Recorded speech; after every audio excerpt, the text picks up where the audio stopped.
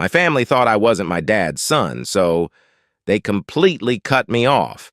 Now, they want to get back in touch. I have a bunch of friends Reddit, so this is a throwaway. I don't think the technical details will matter a lot, so I'll get right down to business. 4 years ago, Dad found out my mom had a lifelong affair, more than one, but that's another story. He knew about a couple of affairs she had in the past and forgave her, hanging in there for the kids, moving on, blase blase. But that time, 4 years ago, he found out me and my 2 siblings might not be his kids, considering time of affair. This was the first time we all heard of Mom's, well, everything really. There was a whole DNA thing, and it turned out my siblings were my dad's, and I was not. Cool, right? So Dad leaves Mom, divorces her, moves out, takes both my siblings with him. Not me, though. I stay behind with Mom, who hits a new low finding herself alone, and we both become pretty much outcasts as far as most of the family is concerned. My older brother was particularly mean to me. We were really tight before, and the shit he did to me, I swear, had I been bigger at the time, I would have punched him hard more than once. I don't want to get into details because I can't since I could be recognized, but stuff happened and I got DNA again, and as it turns the fuck out, DNA number 1 was messed up and I am my dad's kid. Now, I don't need legal advice on this. Grandpa is the man, always had my back. We got a lawyer and are looking to settle.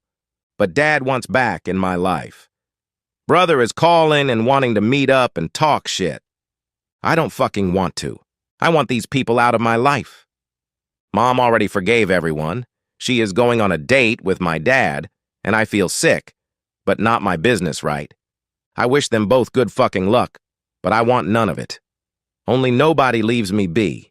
I keep hearing that they're family, and I ought to hear them out and give them a chance, or I'll regret it later. And that the only reason I won't talk to them is because I'm a teen and stupid or some other shitty explanation. So, give me some perspective here, please. Do I sound unreasonable when I say thanks, but fuck no thanks? TLDR, Dad thought I wasn't his kid. Left, turns out I am his kid. So he wants to be pals again, and I want him gone. Update 1. Thank you all for the advice, but I decided to go with my gradpas, which was kind of the same most of you gave me, and I'll be standing my ground. I've been really annoyed lately because a lot of people around me keep saying I'm a crazy teen and I'll regret it. But Grandpa made a point that I need to stop trying to decide how I'll feel in the future. 'Cause truth is, you can never know. You have to make decisions now, based on feelings and info you have now, not based on feelings and info you might have later. Right now, I'm disgusted by Dad and brother. I want nothing to do with them. I don't trust them. And I even think there is a chance they might be doing this, reaching out, just for optics and money. If my feelings change, I will deal with that when they do. Cross the bridge when I get to it and all. I wasn't really going to post an update on this because I don't see the point. My story is kind of over. But something happened yesterday and I wanted to share, so I decided to stand by my, fuck no, I don't want to talk to them. I'll be moving to another city soon and decided to change my number. Grandpa is the only one who will be having the new one. I asked him not to share, and I know he won't. He is a retired cop, so he's really badass and has zero patience for bullshit. My new number is safe. He called my mom and told her that from now on, if anyone wanted to reach me, they'd have to go through him. So Mom showed up at his place. I've been living with him for a while, and tries to talk to me. But Grandpa says she has to talk to him first, so he can decide whether she is allowed to talk to me or not. So Mom goes insane and starts telling him that it's none of his business and that this is between me and my dad. So Grandpa goes something like, if anybody shows up at my lawn to disturb the boy, I'll get the cops, a restraining order, and a shotgun. It goes on for a while until Mom says I'm not the only family Grandpa has, and that by doing this, Grandpa is pushing everyone away and splitting the family. He has other grandchildren. Why is he picking just the one? And so on. So Grandpa laughs and tells her that through no fault of his, this family blew up long ago, and everyone just grabbed a piece of what was left and ran for it. He looks at me and says, I'm his piece, so he's not letting go and fuck it. I was feeling like laughing up to this point because Mom was going crazy and all, but when he fucking said that, I broke. Mom left after a while, and I just hugged my old man like life depended on it, and he just said something like, "Enough now. No need for that. I'm your family. Family doesn't leave. You remember that when you have one of your own? And I fucking will." Edit, before I forget. Some people were asking about what my siblings were like. Well, my older brother stole, took shit that were mine or supposed to be mine. He lied to me and about me, and not the innocent kid lie, but fucked up shit that ruined relationships I had with friends, family, even a girlfriend I cared about.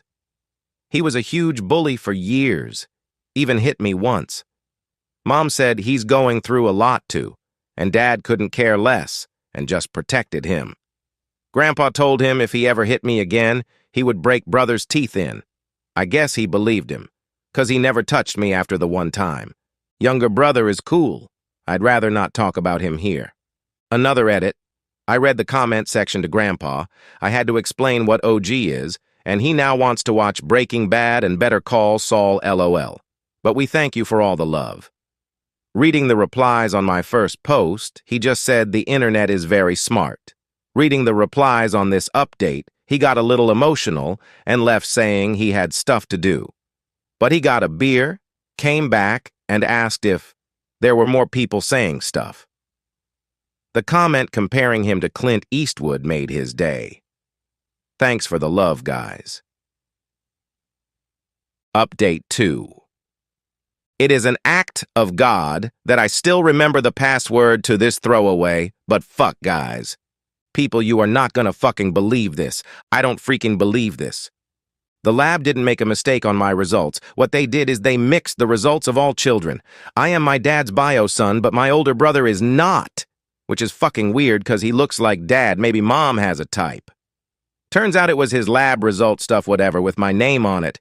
He will be triple checking it now with another lab, but I mean, fuck.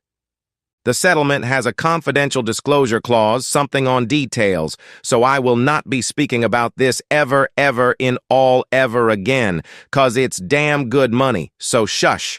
But I had to share this because fucking LOL. If anybody is keeping score, I now believe in karma. Story 2. What's the craziest thing you've ever seen happen at Walmart? I saw a dwarf security guard take a flying leap into and beat the living crap out of a 60-year-old black man in a Hawaiian shirt who was trying to steal about $600 worth of steak.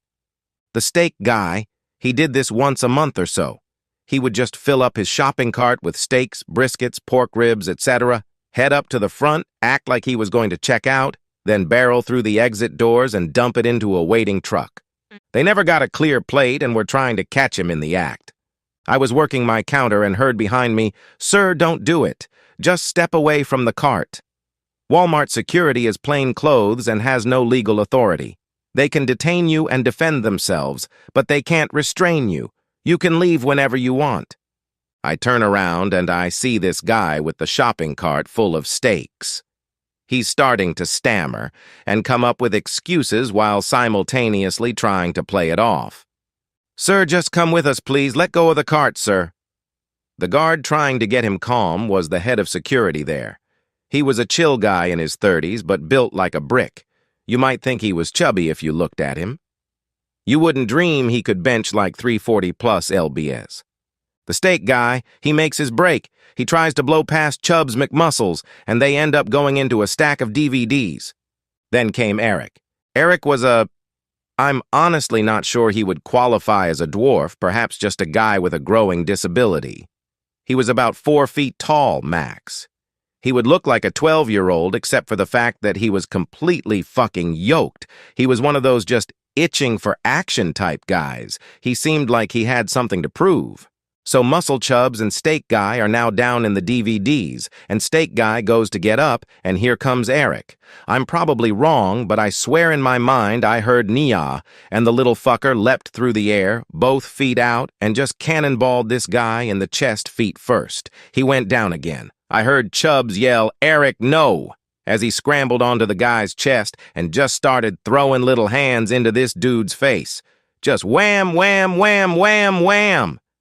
This is Not what they teach you to do in Walmart security. Loss prevention, I think, is the official department. Eric was fired pretty much immediately. Walmart got sued, and they'd have been better off just letting the guy run out with the stakes. But boy, what a show. Edit. A little epilogue. I just found out Eric's actual name was Josh. I couldn't remember it. Made one up. And he's a sex offender who was recently arrested for going to an elementary school as an elf with sex offender status. Life is weird.